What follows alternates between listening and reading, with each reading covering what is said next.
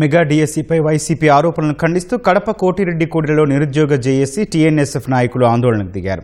అత్యంత పారదర్శకంగా డిఎస్సి నిర్వహించి 16,000 మంది నిరుద్యోగులకు టీచర్ పోస్టులు ఇస్తే జగన్ ఓర్వలేకపోతున్నారని మండిపడ్డారు. వృత్తినే వైఎస్ఆర్ కాంగ్రెస్ పార్టీ కించపరుస్తుంది. ఇవాళ 16,000 మంది పిల్లలు ఎస్సీ, ఎస్టీ, బీసీ, మైనారిటీ, అగ్రవర్ణ పేద పిల్లలు టీచర్ ఉద్యోగాలు కష్టపడి సంపాదిస్తే వాళ్ళని ఈ రోజు అవహేళన చేస్తుంది వైఎస్ఆర్ కాంగ్రెస్ పార్టీ. నిరుద్యోగ యువతతో పెట్టుకుంటే 11 సీట్లకు పరిమితమయ్యారు.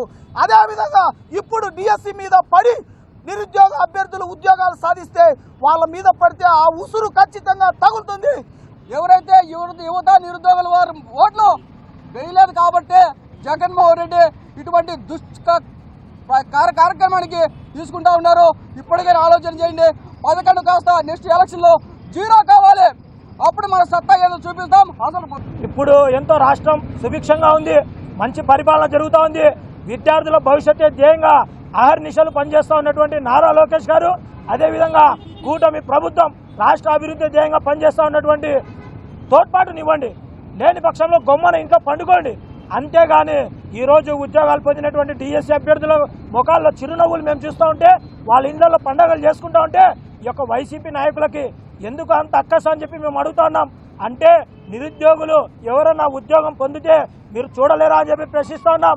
తాను దొంగ అయితే కనుక పురుగుని నమ్మదంట.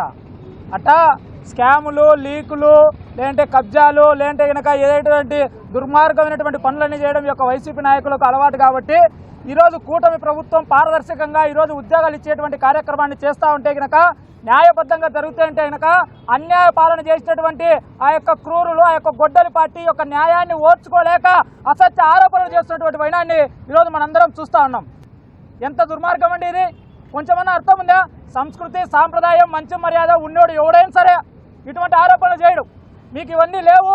మీరు ఎంతసేపు ఉన్నా కనుక ఏదో ఒక రకంగా కుట్రబన్ని ఇది చేయాలని చెప్పి మీరు కోరుతా ఉన్నారు.